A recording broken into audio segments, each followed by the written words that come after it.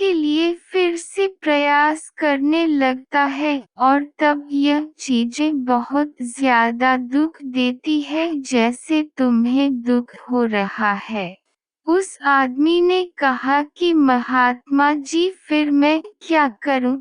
चीजों के साथ रहूं तो दुख, चीजों को छोड़कर जाऊं तो दुख। क्या मैंने सिर्फ दुख उठाने के लिए ही जन्म लिया है? महात्मा उसकी बात सुनकर जोर से हंसे और कहा, यह बात बिल्कुल सच है। इस दुनिया में सभी सिर्फ दुख उठाने के लिए ही जन्म लेते हैं। पर यह बात भी बिल्कुल सच है कि दुख के बाद ही सुख है और उसके के बाद फिर दुख है। जिन चीजों में हमें सुख नजर आता है, थोड़े समय के बाद वही चीजें हमारे दुख का कारण बनती है।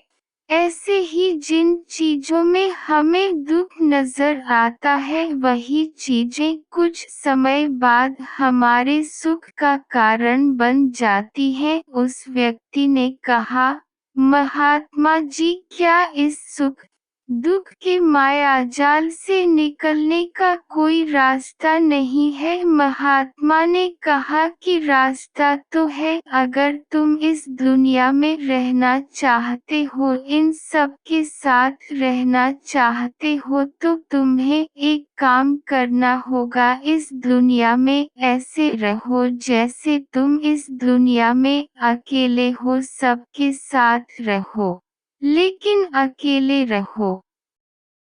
उस आदमी ने कहा कि महात्मा जी फिर मैं क्या करूं? चीजों के साथ रहूं तो दुख, चीजों को छोड़कर जाऊं तो दुख।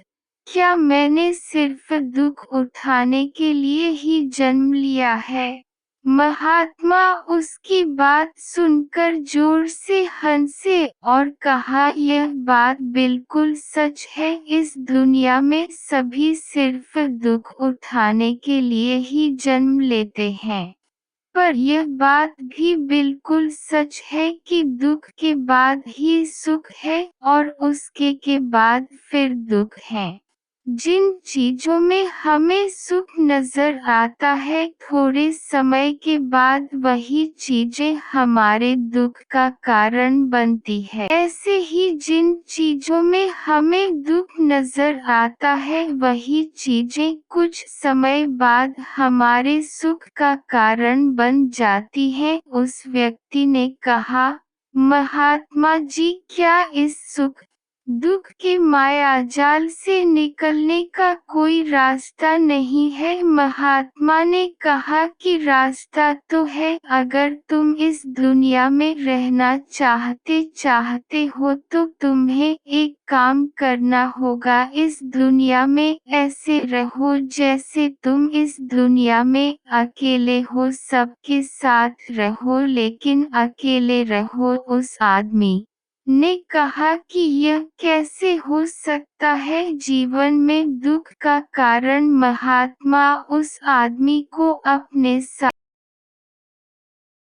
जहाँ पर मेला लगा हुआ था और बहुत भीड़ थी, महात्मा ने उसको कहा, ध्यान से देखो, क्या तुम यहाँ किसी को जानते हो?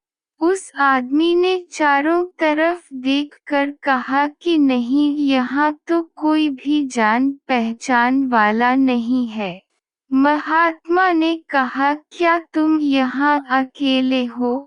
उस आदमी ने जवाब दिया कि हाँ महात्मा जी, मैं अकेला हूँ। महात्मा ने कहा, बस इसी तरह अकेला होना है तुम्हें। रहो सबके साथ लेकिन भीतर से अकेले रहो। साथ में सब हो लेकिन मन में कोई ना हो। जिसने यह बात सीख ली, उसको कभी दुख नहीं होते। उसे चीजें दुख नहीं देती, बल्कि वे हर चीज में आनंद की प्राप्ति करता है। उस आदमी को महात्मा की बात समझ में आ गई और वे अपने घर चला गया। इस बात को हम लोग कितना समझे? जिन चीजों को हम हासिल करना चाहते हैं वे चीजें हमें तब तक दुख देती हैं जब तक हम उनको प्राप्त नहीं कर लेते, और जब हमें वे चीजें प्राप्त हो जाती हैं तब वे हमें फिर से दुख देती है कि कहीं हमसे वे चीजें छूट न जाए, और जब वे चीजें छूटती हैं तो वही हमारे दुख का कारण बनती है। इनके जाने का दुख बहुत गहरा होता है। जीवन भर हम एक चीज को पकड़ते हैं, फिर दूसरी चीज को पकड़ते हैं, तीसरी चीज को पकड़ते हैं। इस तरह हम पीछे की चीजों को विदा करते रहते हैं।